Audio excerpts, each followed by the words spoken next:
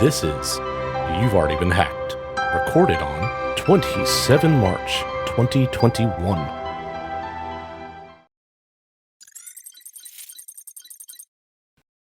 This week, we're going to take a little bit of a break from news, a little palate cleanse, if you will, both for me and for you. Not that there's not plenty of bad in the world. Exchange and that nightmare is still occurring. The Acelion data transfer application still rears its head. There is plenty of ransomware to go around. I believe a Russian was also indicted for some hacking. So it's not like there's not plenty to cover. However, starting April 6th, my class, Cybersecurity Risk Management, will be back in session. And I wanted to take just a few minutes with all of you, also my incoming students who I know will hear this podcast for a couple of reasons. One, I'm sure it makes the rounds among the former students that still listen and will pass on to their cohorts, but also I use this as part of the updates to my class on a weekly basis to keep the content semi-fresh or at least timely and relevant. I wanted to talk this week about how do you make a cybersecurity class. And I think this is how I went through a little bit of my process and what I continue to do. It is not exhaustive. It is not perfect. It is not something that I think should be the only template for making a cyber class. As a matter of fact, because of cybersecurity and the way it permeates and touches everything, context of why you're teaching and what you're teaching and where you're teaching it and all that sort of stuff really matters into what goes into the development of class, which is probably true for every class that is created at the bachelor's, master's, or even at the doctorate level. So let's start with my class, Cybersecurity Risk Management. Well, you could go one of two ways with this. You can either teach this at the technical level of where things are today, 1.0's specific techniques, specific tools, and all of that is relevant. And my belief is all of that is exceptionally relevant in a computer science-driven, focused type of class environment. So there's nothing wrong with that. You need actual cybersecurity analysts, cybersecurity actors, to know how to press the buttons, to type the code, to examine the logs, and understand what they're reading so that they can actively, in real time, respond to whatever's occurring. So you absolutely need classes like that. On the flip side, you also need the rest of the community, your leaders, your managers, outside of the technical part of the business, or even those that are not in technical businesses, to understand cybersecurity conceptually well enough to actually be able to decide a course of action at a broader scale for the entity of which they are the decision maker. So now you teach cybersecurity from a conceptual level. The tools don't matter in this type of environment. The techniques don't matter as much, especially when you're talking specifically on what act a cybersecurity actor would take. What matters is figuring out the overall problem and the course of action that is necessary to take so that you can weather the event, whether that weathering is recovery, response, preemptive, whatever. You have to be able to understand the environment at a level in which you know how you have to apply resources to produce the action that you're seeking. So when I started teaching this, I took the context of which I would be teaching it in. I do not teach out of a computer science department. I teach out of an information technology department, true, but I teach out of a business school, which means the majority of my students are either analytics students, business students, um, or some other flavor, and generally the minority population in my classes are computer science students. And I think that's perfect. That's fine. But because that's the environment for which I was teaching, I chose to teach at the conceptual level. How do I help these people that may or may not have either a robust or glancing amount of experience with cybersecurity? How do I help them understand the environment well enough that either they are able to look at the problem and come up with a viable course of action, or become sort of the middleware between your highly technical workforce and your very senior leadership, and be able to translate what is necessary for senior leadership to understand to be able to make a decision while not impeding the technical workforce from actually producing the action necessary. And that's the route that I decided to go. So let's talk concept. How do you teach a conceptual cybersecurity class? Well, you still have to touch on key terms, key definitional senses. You use those real life examples and those real life tool sets that exist today in the example form. So you could talk about your penetration testing software, such as Kali Linux. It's not necessarily a sponsorship for them. I just use it because their software suite that they have implemented in that operating system for penetration testing overall is wildly robust, and it makes it a very easy platform to use to go and tinker in that realm, right? Whether offensively or defensively. Okay, so you have to talk a little bit about that. You got to talk about your key terms. What is ransomware? What does that really mean? What is penetration testing? What's a network scan? Like, why do we do these things, right? So you have to have some bare bones type of understanding so that these intermediaries are able to understand the terms that are being used and translate them in such a way that makes sense for someone else. The other thing you have to do, though, is find balance, right? You can't go into uber tech speak and then ask these people to develop pure guidance or policy or macro level decision space. So you have to kind of, I've had to figure out where the balancing point is on how deep in tech do we want to go, and how conceptual and how macro should we go. And I have iterated this course 3 times at this point, and that bar, or the thermometer, if you will, it changes various degrees depending, I think, on what I've seen over time, over the years of teaching one form of the class, and where I see the overall mindset of the student population, where I see them going, or what I feel has something that maybe I missed as I noticed as I went through these. This is something that, what is coming up again and again, and I really need to focus a module on that. So there's that balance point continuously changes.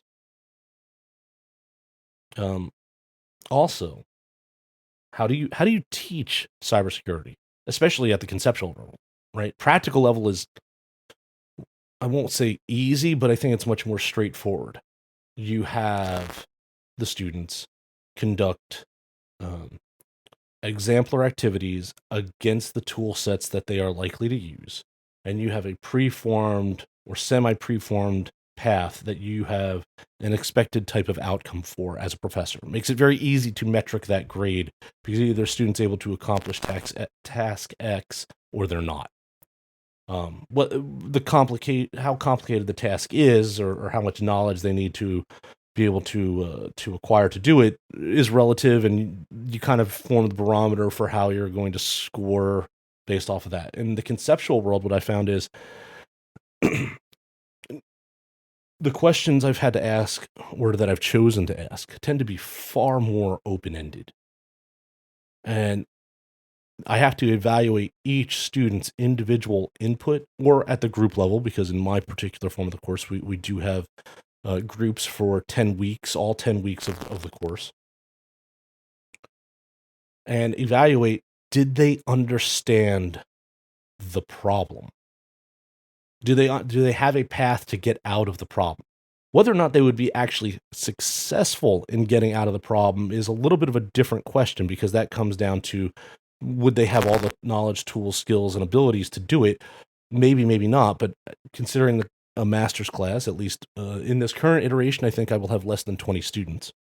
It'd be very hard for a group of 3 or 4 to have all the tools, techniques, skills, and knowledge necessary to accomplish some of these more complex thought ideas and problems. But are they on the path? Do they understand what the problem is? And did they come up with a viable answer that, given all the other details that might be involved, yeah, maybe this would work, right? If that's the case, then they would tend to score higher. And if they fall flat on that problem, they tend to get scored lower.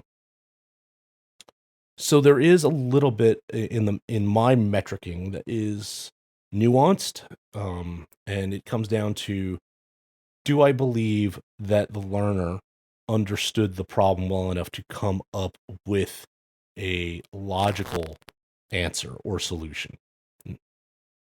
And many a times, I'll notice that there is some of that thought there, and sometimes they didn't understand the problem. So, what do I do in those cases? Well, I attempt to ensure that we reinforce those type of scenarios.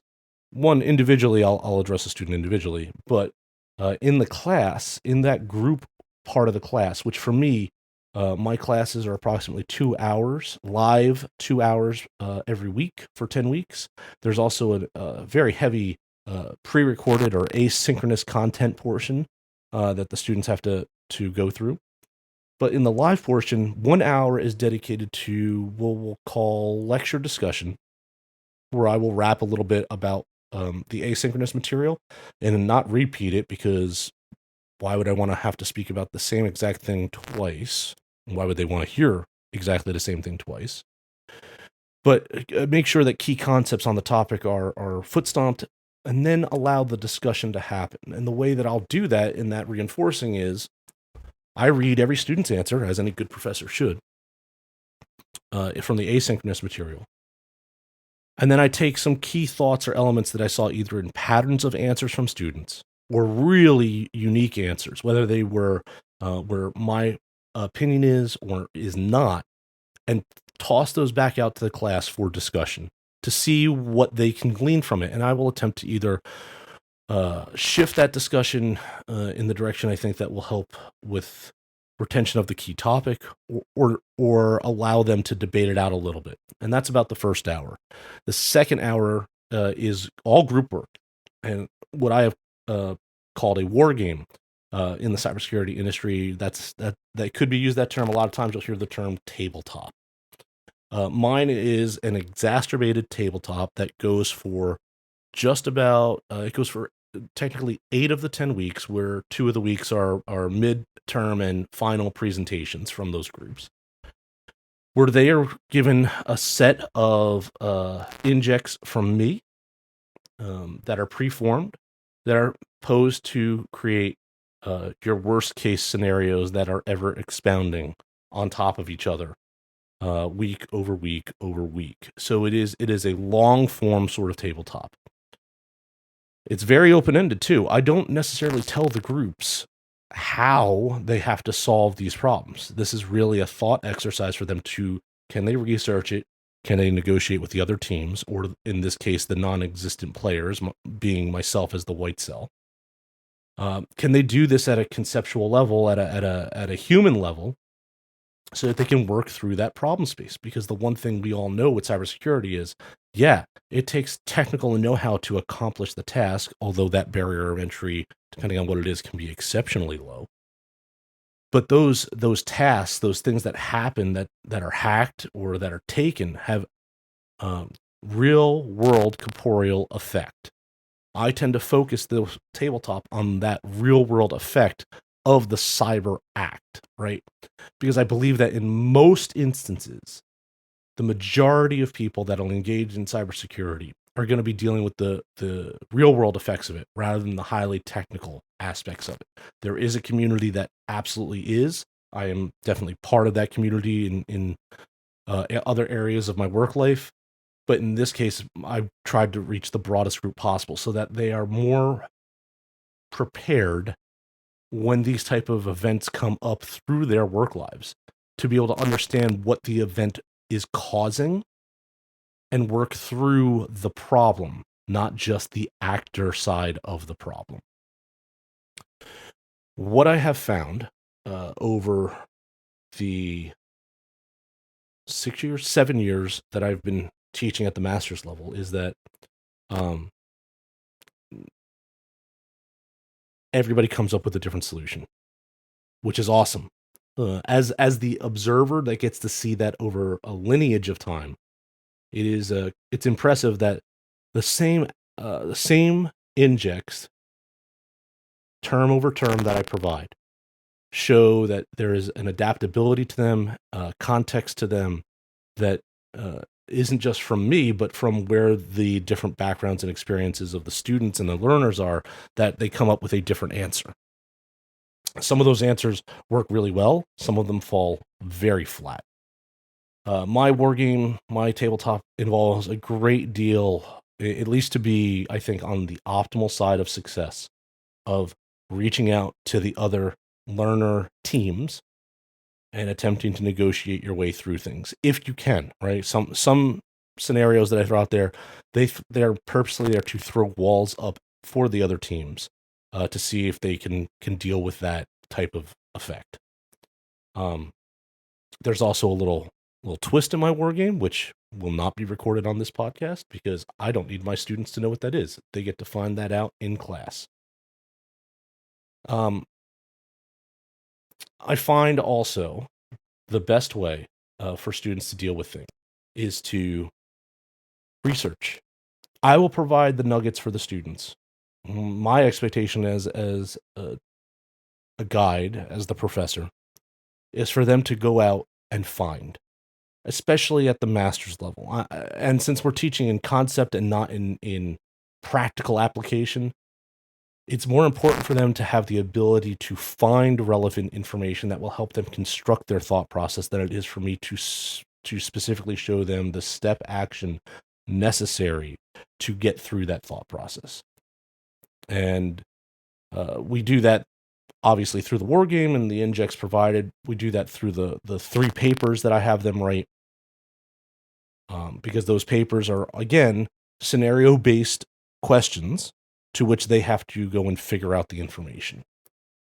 Many times they come up with, I would say, similar answers, so I don't necessarily think that's bad, but I can tell very easily that they are not copied or duplicated or anything like that. It's a logical conclusion, most likely because that is where a lot of industry has gone to, which is not necessarily a bad thing. And then my critiques back to them simply are in the things that I think that they could have emphasized. The other twist on my papers for edification for everyone, since we're writing in concept and we're writing in that business sense, is brevity. I cannot tell you how many students have this exceptionally difficult time in writing short. And what do I mean by writing short? My first paper for my students is a maximum of 2 pages long. Papers 2 and 3 are 1 page long each. Now, some of you out there might be gaping, going, "How could you do that? They're never going to be able to write on that." Well, in my professional business career, I have never found a leader who, quite frankly, has the attention span to go past 1 page, or has the attention span to have a briefing go longer than what they expect it should be going longer for. I have had plenty of key feedback throughout my career that 5 pages is too long. Consolidate this down to 2 pages or less. I have had feedback very recently for the team that I'm currently running go from a senior leader. Look, the content of this brief is great. The information is amazing. A lot of that could have been put into chat and not necessarily put out into the speaking portion of that brief.